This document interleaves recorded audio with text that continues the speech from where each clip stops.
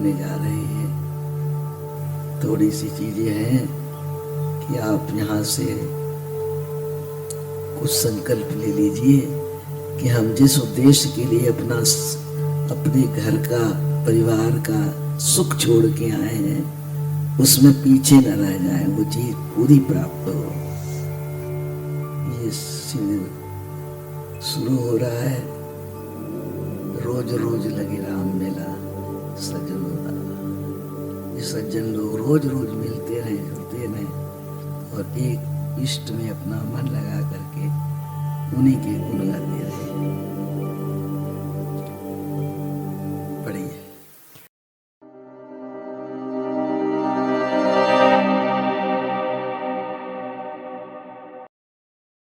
जय श्री राम। साधना सत्संग की प्रथम बैठक। जो साधक साधिकाएं अपने स्थानों से आए हैं, राम नाम के नाते से, उसी नाते से मैं आप सबका स्वागत करता हूँ। यहाँ रहना नियम संयम की बात है।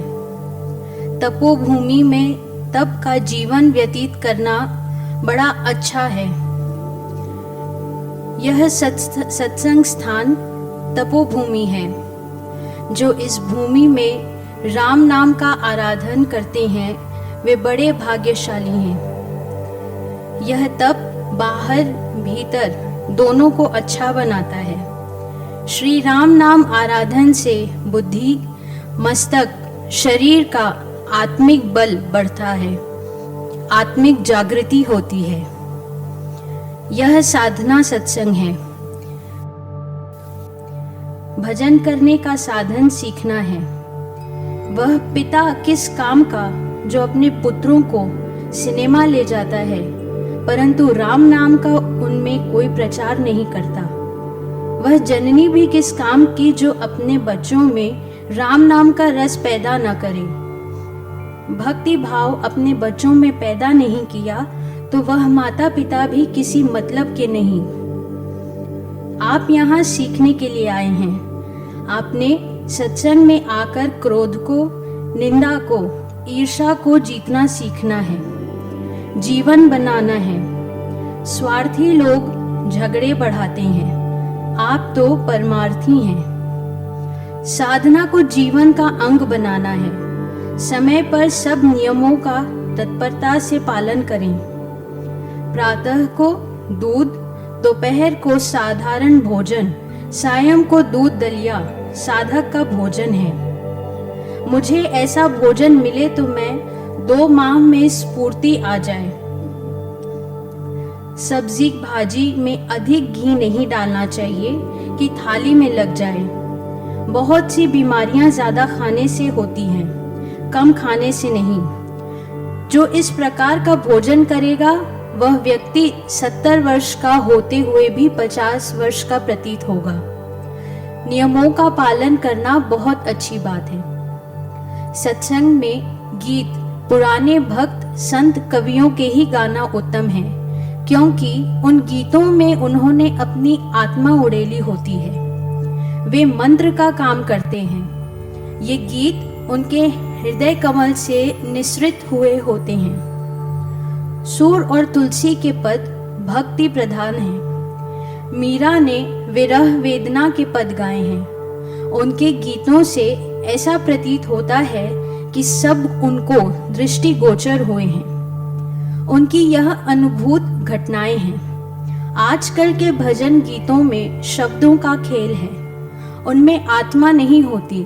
गीत में शब्दों का परिवर्तन नहीं करना चाहिए। आप नाम आराधन भजन करने के लिए यहाँ एकत्रित हुए हैं। जो उद्देश्य जहाँ का होता है उसको वहाँ ही पूरा करने का महत्व होता है। दूसरी जगहों पर जहाँ दूसरे उद्देश्य, सिनेमा आदि, वहाँ उनका ही वासा। यहाँ तो भजन ही उद्देश्य है। बहुत व्याख्यान हो ऐसी बात भी नहीं। जो बोलना वह यहाँ मैं बोलता हूँ। इस समय यही कहना है कि नाम आपने लिया, लेते हैं, सुना और आपने धारण किया। आपको खूब अपने अंदर रमाना है। यही उद्देश्य है और यह उद्देश्य पूर्ण तभी होगा जब इसको महत्व दिया जाए। यदि दूसरा उद्देश्य हो तो वृत्ति बिखरी रहती है। यहाँ तो इसी पद का भजन कीर्तन और जो बोलना वह भी इसी पद का मुख्य उद्देश्य राम नाम का आराधन करना है। वह ऐसा कि पूरा विश्वास हो जाए और नाम अंदर रम जाए, तो फिर चैतन्य शक्ति जग जाए। जब चैतन्य शक्ति जग जाए तो वह कभी न कभी काल चक्र से पार हो जाए।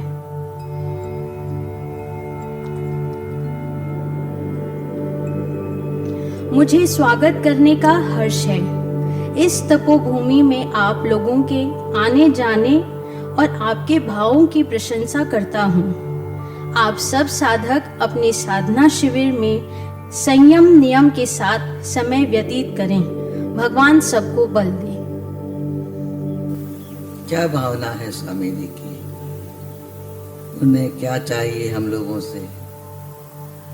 हमारा कल्याण हो, मनुष्य जन्म का मूल्य समझ में आवे, इसके लिए स्वामी जी ने बहुत प्रयास किया है। इतनी चीजें हैं उनके बारे में जो सुनने कहने में नहीं आ पाती हैं। तो स्वामी जी कहते हैं कि अगर हमको साग रोटी मिलती रहे, दलिया दूध मिलता रहे, तो मैं बहुत बलवान हो जाऊं। आप सबके लिए, हम सबके लिए भी यही बात निर्धारित होती है कि हम उनका चेहरा हमेशा प्रफुल्लित, खिला हुआ, प्रसन्न चित रहते थे, क्योंकि उन्होंने अपने जन्म का अर्थ समझ लिया था। मेरा मानव तन किस लिए हुआ है? मुझे कुछ संसार समाज को कुछ देना है। तो बहुत ऊंचा नीचा सोच समझ के आप लोग साधना शिविर में आते हो। लगनी हो ऐसा नहीं है। महाराज ने आपका स्वागत किया है। स्वामी जी के शब्दों में आपका स्वागत हुआ है कि आप इतने कठिनाइयों के बाद यहाँ उपस्थित हुए हैं, लेकिन जिस चीज के लिए आए हैं उसको पूरा प्राप्त कीजिए।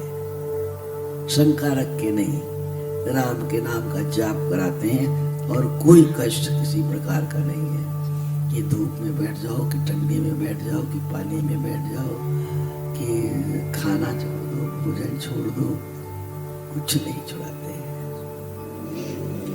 और भीतर जितने विकार हैं वो धीरे धीरे छूट जाए। कोई चीज एकदम नहीं छूटती। ये बड़े तपस्वी और जितेंद्रियों का काम है जो किसी विकार को एकाएक छोड़ देते हैं। सबके बस का काम नहीं है। हम सब साधारण सामान्य जीव हैं। केवल यही सोचते हैं कि हमको अपने परिवार पालना है, धंधा व्यापार करना है, खाना पीना मौज मस्ती, ये जिंदगी का उद्देश्य नहीं है। उद्देश्य तो ये है कि भोजन भी हमारे लिए बहुत आवश्यक है, पर सादा होना चाहिए। स्वादिष्ट हो न हो, सादा इतना हो जो पच सकता हो और बीमारियों से हमको बचाए। अनेकों अस्पताल जिन बिना बीमारियों के नाम नहीं सुने गए उनसे भरे पड़े हैं। महाराज जी ने तो आज से 60-70 साल पहले ये बातें लिखी हैं। पर संतों की वाणी ये है कि भविष्य बताते रहते हैं कि भविष्य देखो, भविष्य बड़ा विकट आने वाला है। समझो, जीवन रहने वाला नहीं है। कोई कभी भी जा सकता है। किसी का कोई उम्र का ठिकाना नहीं है। किसी की उम्र छोटी है। ऋषि मुनियों के लिए भी यही है। उनके जीवन में भी ऐसी ही घटनाएं हैं। तो मनुष्य की तो बात ही क्या है। मनुष्य बड़ा पूजनीय है। मानव तन की महिमा अपरंपार है और सबसे पार अपरंपार महिमा जो हाथ पकड़ के मार्गदर्शन देने वाला गुरु मिल जाए, सदगुरु मिल जाए, उनकी महिमा तो ईश्वर से आगे चली जाती है। आपने कोई ऐसा काम कर लिया, आपके हृदय को शांति हुई, आप सफल हो गए, तो आपको उस ईश्वर को धन्यवाद खूब देना चाहिए, उस गुरु को धन्यवाद खूब देना चाहिए कि इनके बताने से हमको ये प्राप्ति हुई। तो ऐसा मत सोचो आप कि गुरु के बिना हमें कुछ मिलेगा बहुत कुछ, पर आप उसके असली आनंद को नहीं प्राप्त कर पाओगे। मानव तन का आनंद कोई सदगुरु दे जाता सकता है। तो आज की सभा में इतना बोलना था। आप आए हो अपना धन का, मन का, पद का, गुण का, खुशी बात का गर्व। स्वामी जी कहते थे ये सारे गर्व जो हैं वो जहाँ जूते उतारते हो वहीं रख के आया करो, हाल में बैठा करो। तो आज का समाधान यहीं से करते हैं। अब इसके बाद की सभा होती है कि दीप जलता है और ध्यान की बैठक होती है, जाप के नंबर लग जाते हैं, बहनें करती हैं 8 बजे तक, भाई करते हैं 8 बजे के बाद से सुबह के 6 बजे तक। जय जय राम। श्री स्वामी सत्यानंद जी महाराज की अनुकंपा से और माँ भक्तिमयी के सानिध्य में हमें पंचरात्रि साधना शिविर का लाभ प्रत्येक वर्ष प्राप्त होता आ रहा है। यह पंचरात्रि साधना शिविर स्वामी जी के आदेशानुसार और उनके बताए गए नियमों का पालन करते हुए लगाया जाता है। हर वर्ष के भांति 2021 में दिसंबर महीने में पंचरात्रीय साधना शिविर लगाया गया। स्वामी जी के पंचरात्रीय साधना शिविर 2021 की कुछ झलकियां आपके बीच प्रस्तुत कर रहे हैं। साधना शिविर में 5 दिन का दिनचर्या। प्रथम दिन सायं 4 बजे से नियम सभा, 5 बजे चाय, 6 से 7 बजे ध्यान भजन कीर्तन, 8 बजे भोजन, 9 बजे से 10 बजे तक भजन कीर्तन, 10 बजे दूध विश्राम। अगले दिन प्रातः 4 बजे जागरण, 6 बजे ध्यान भजन कीर्तन, 7 बजे चाय, 8:30 बजे अल्पाहार, 10:30 बजे से 11:15 बजे तक ध्यान भाइयों का, 11:15 बजे से 11 बजे तक ध्यान बहनों का, 11 बजे से 12 बजे तक भक्ति प्रकाश पाठ प्रवचन, दोपहर 1 बजे भोजन, 2 बजे मौन, 3:30 बजे से 5 बजे तक खुली सभा, अमृतवाणी पाठ भजन प्रवचन, सायं 5 बजे चाय, 6 बजे से 7 बजे ध्यान भजन कीर्तन, रात्रि 8 बजे भोजन, 9 बजे विनोद सभा भजन, 10 बजे दूध विश्राम। प्रथम दिवस पर नियम सभा के उपरांत सायंकाल 6 बजे से दीप प्रज्वलित करके 61 घंटे का अखंड जाप का शुभारंभ होता है, जिसमें प्रातः 6 बजे से रात्रि 8 बजे तक बहनों का जाप एवं रात्रि 8 बजे से प्रातः 6 बजे तक भाइयों का जाप होता है। अंतिम दिवस पर प्रातः 6 बजे अखंड जाप एवं पंचरात्रीय साधना शिविर का समापन होता है।